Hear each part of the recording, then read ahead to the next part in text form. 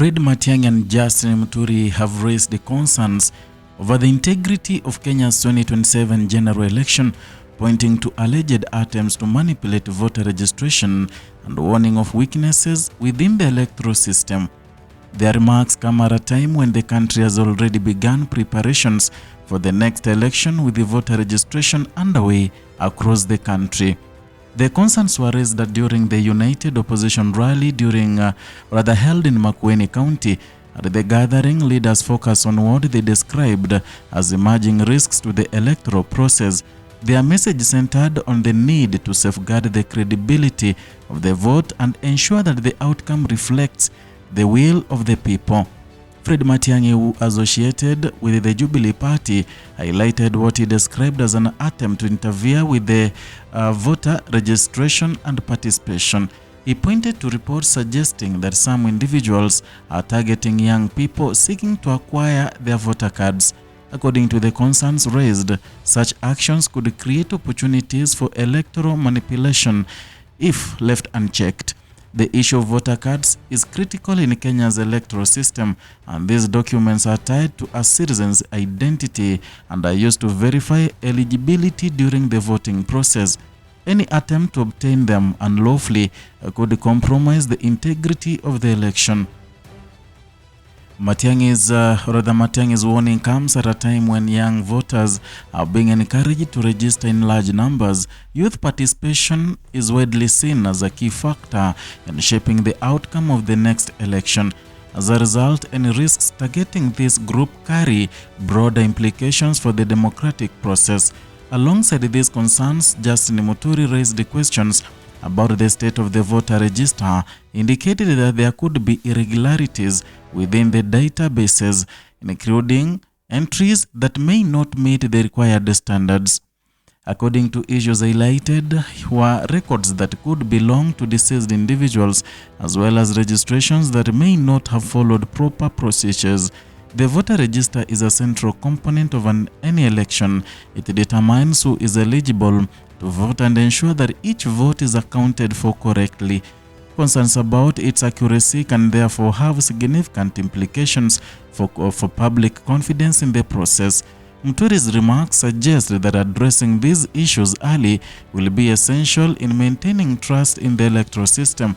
In addition to the voter register, the former Attorney General also pointed to the concerns related to citizenship documentation. He questioned the issuance of passports to foreign nationals, suggesting that such actions could potentially affect the composition of the voter base. This adds another layer to the broader discussion about the electoral transparency. While these claims have been raised in a political context, they contribute to an ongoing debate about how best to protect the integrity of elections. They also highlight the importance of strong institutions and clear procedures in managing the electoral process. The concerns come as the Independent Electoral and Boundaries Commission continues with its nationwide voter registration exercise. The Commission launched the exercise on March 30, 2026, with the teams deployed across the country. The goal is to increase the number of registered voters, particularly among young people who are eligible but not yet enrolled. This exercise is a key step in preparing for the 2027 general election. It provides an opportunity for citizens to participate in the democratic process and have a say in the country's leadership.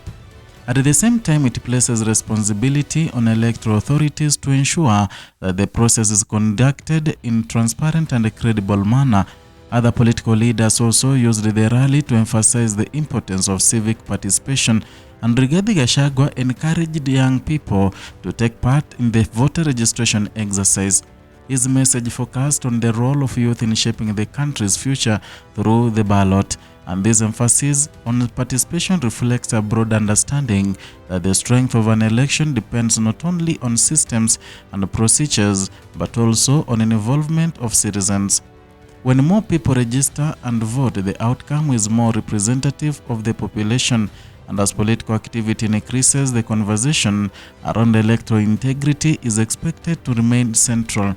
Different stakeholders, including political parties, civil society groups, and electoral bodies, are likely to continue engaging on these issues. Their discussions will focus on how to address concerns, strengthen safeguards, and also build public confidence.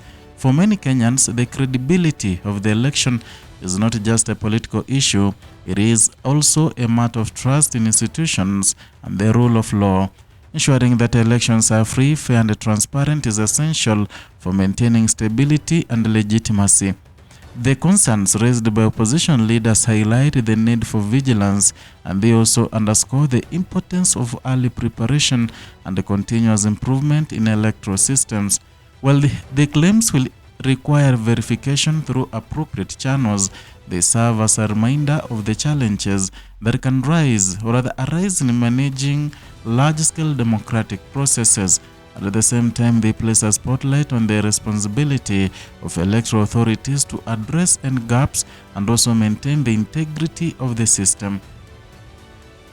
The coming months are likely to see increased scrutiny of voter registration, data management, and election procedures. Stakeholders will be watching closely to ensure that all processes meet the required standards, and for the electorate, the focus remains on participation and awareness. Citizens are being encouraged to register, safeguard their identification documents, and also stay informed about the electoral process. These steps are essential in ensuring that each vote counts and that the overall process remains credible. As preparations continue, the balance between participation and integrity will be key, and both elements are necessary for a successful election. A credible system must not only allow people to vote but also ensure that their votes are protected and accurately counted. The concerns raised by Makueni reflect the early stages of what is expected to be closely watched election cycle, and they signal the beginning of a broader national conversation about how to strengthen democratic process. And as the conversation unfolds, the focus will remain on ensuring what the next election reflects the true will of the people. And as Kenya moves towards 2027, the integrity of the vote will not only define the outcome but also the strength of the nation's democracy. That is all for today from Kenya Lens Media. Kindly, if you are new here, consider subscribing as a way of motivating us and also helping us grow this platform. Remember also to hit the notification bell, turn it on so that you can be getting notifications each and every time we upload the new